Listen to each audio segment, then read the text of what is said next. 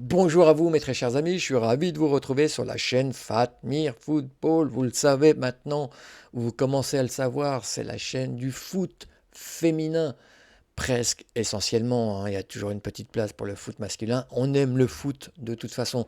Si toi aussi tu aimes le foot pratiqué par les femmes, c'est ici que ça se passe. Donc n'hésite pas à t'abonner. Donne de la force à la chaîne. Mets-moi des commentaires, mets-moi des pouces en haut, en bas. Indique-moi ce que tu ressens par rapport à ce que tu vois, par rapport aux vidéos qui sont postées. C'est très important pour qu'on puisse améliorer la chaîne, pour qu'on puisse la développer. L'idée, c'est de porter le foot féminin très très haut. Donc rien ne se fera bien évidemment sans ton support, sans ton soutien. Donc je compte sur vous, cap sur les 100 abonnés. On va revenir dans cette vidéo sur le PSG, le club de la capitale qui reçoit pour cette demi-finale de play-off. Donc c'est l'autre demi-finale. J'ai parlé un peu plus tôt dans une vidéo que j'ai postée de la demi-finale entre Lyon et Dijon. Allez la voir si vous le souhaitez, faites-vous plaisir. Donc là, c'est une vidéo qui relate la deuxième demi-finale entre le PSG et le PFC, donc les deux clubs franciliens, qui vont se livrer un énième combat. Je dis un énième combat parce que les deux équipes se sont rencontrées très très souvent. Il y a eu les deux matchs de Première Ligue Arkema, il y a eu la finale de la Coupe de France et la rebelote. On se livre à nouveau bataille à Paris, du côté de Paris, entre ces deux clubs pour une place en finale, tout simplement, et avoir la chance de gagner le titre de championne de France. Autant dire que c'est un rendez-vous ultra important pour le PSG qui fonce tout droit vers une saison blanche, le PSG qui est allé cette saison de convulsion en convulsion, de déception en déception, de désillusion en désillusion. Alors, dernière nouvelle qui va dans ce sens en date, c'est l'éviction, le renvoi, le débarquement, je ne sais pas si on dit ça comme ça, en tout cas le licenciement de Fabrice Abriel. Voilà, une année aura suffi pour clouer le cercueil, on va dire, de Fabrice Abriel. Il a eu beaucoup à faire avec le vestiaire parisien, à gérer les égos de ses stars, à déminer un terrain explosif avec cette guerre de clans larvés au sein du vestiaire. En fait, ça a été la croix et la bannière pour Fabrice Abriel. Au niveau sportif, d'entrée de jeu, si je puis dire, il a vu, il a su dans quoi il mettait les pieds, puisque le PSG, je le rappelle, a été sorti lamentablement par la Juventus de Turin en play-off de la Ligue des Champions. Donc c'était en tout début de saison. Et puis après, il a couru désespérément derrière l'OL. On a vu que l'OL avait une marge, avait une classe, on va dire, de plus que l'équipe du PSG, hein, puisque l'OL finit largement devant. Alors, ces playoffs, puisque là, on bascule en mode coupe. Après la saison régulière, ces playoffs ont été faits pour essayer de contrecarrer quand même l'hégémonie lyonnaise. Et normalement, le PSG devait tirer les marrons du feu. Sauf que ça ne s'est pas vraiment passé comme on l'espérait du côté des instances dirigeantes. Et cette année, je vois mal comment le PSG pourra inverser la tendance et glaner le titre au nez et à la barbe de Lyon. Ceci dit, pour revenir sur Lyon, rien n'est fait, hein. Là, ils vont se coltiner Dijon. Je l'ai dit dans ma vidéo d'avant-match, allez la voir. Entre Lyon et Dijon, ça ne sera pas une mince affaire. Loin de là. Et c'est pareil pour le PSG. Alors, les deux clubs sont pas au même niveau, mais sont pas dans les meilleures dispositions pour jouer leur match. À des degrés différents, encore une fois. Il ne faut pas mélanger le PSG et l'OL. Le PSG, il se passe beaucoup de choses négatives.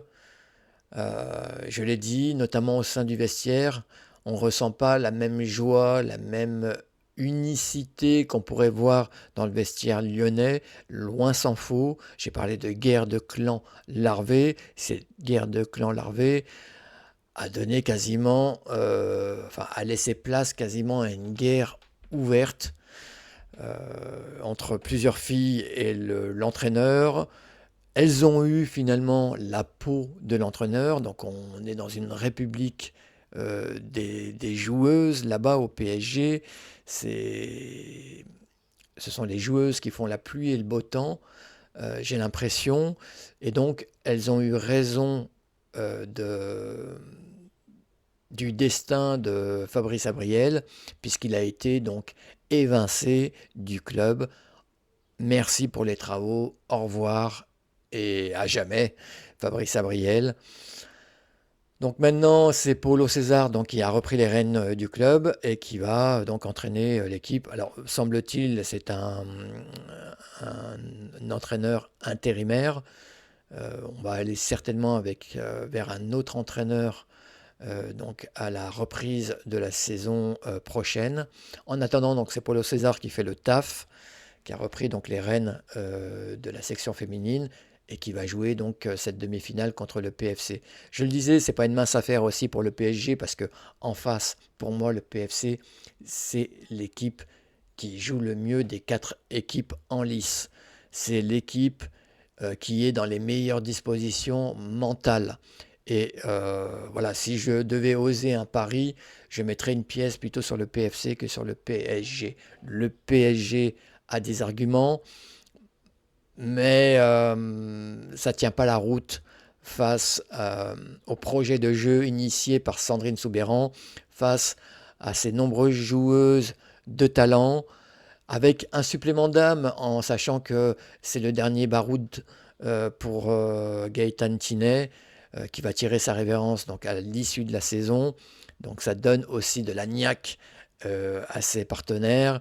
Elles veulent sortir en beauté et ben, ça va vraiment, vraiment être difficile pour le PSG.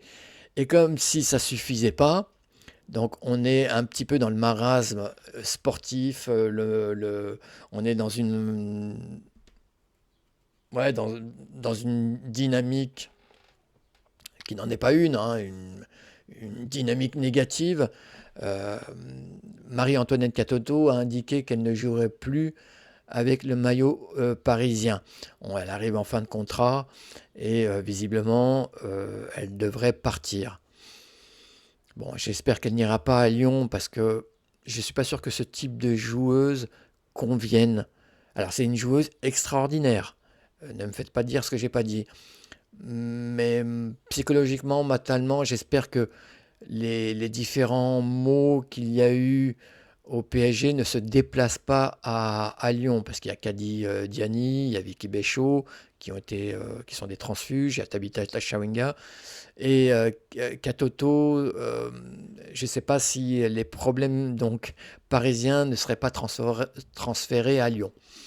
Voilà, je pose la question, je n'ai pas du tout la réponse, mais en soi, c'est une super joueuse, c'est une super attaquante. Effectivement, je pose les choses comme ça. Dites-moi vous d'ailleurs dans la barre des commentaires ce que vous en pensez. Si Katoto devait renforcer donc l'effectif lyonnais, est-ce que ce serait une bonne nouvelle pour Lyon et a fortiori, enfin, par répercussion pour le foot français. En tout cas, ça va être très dur donc pour le PSG, je l'ai dit, au Parc des Princes. Alors apparemment l'audience sera très très faible. Elle est déjà du côté de Lyon parce qu'au moment où je posterai cette vidéo, bah, le match de Lyon va se dérouler. Apparemment, il y aurait 4000 personnes du côté de Lyon et un peu plus de 5000 personnes du côté de Paris. Donc je ne comprends pas pourquoi le foot féminin attire si peu de personnes dans les stades, y compris dans des écrins formidables que sont le Parc des Princes ou le Groupama Stadium. Il fait beau, c'est l'occasion de passer un bon moment en famille en regardant voilà, des matchs intéressants. Je ne comprends pas pourquoi il y a si peu d'intérêt suscité par le foot féminin auprès du public français. Il faudrait que je fasse une vidéo là-dessus. Bon, enfin voilà. Donc On va de toute façon, pour ma part, assister, donc regarder ce match ce soir à 21 h sur Canal+, et compter sur moi pour faire le débrief du match. Je vous remercie les amis, si vous êtes restés jusque-là, si vous aimez le foot féminin, alors mettez-moi des pouces, mettez-moi des commentaires, encore une fois, abonnez-vous, permettez-moi, permettez-nous voilà, d'être propulsés dans l'algorithme YouTube, que nos vidéos soient proposées au plus grand nombre. C'est très important pour notre travail, qu'ils soient reconnus. L'idée, encore une fois, c'est vraiment de faire la promotion du foot féminin. À très bientôt les amis, va va voum!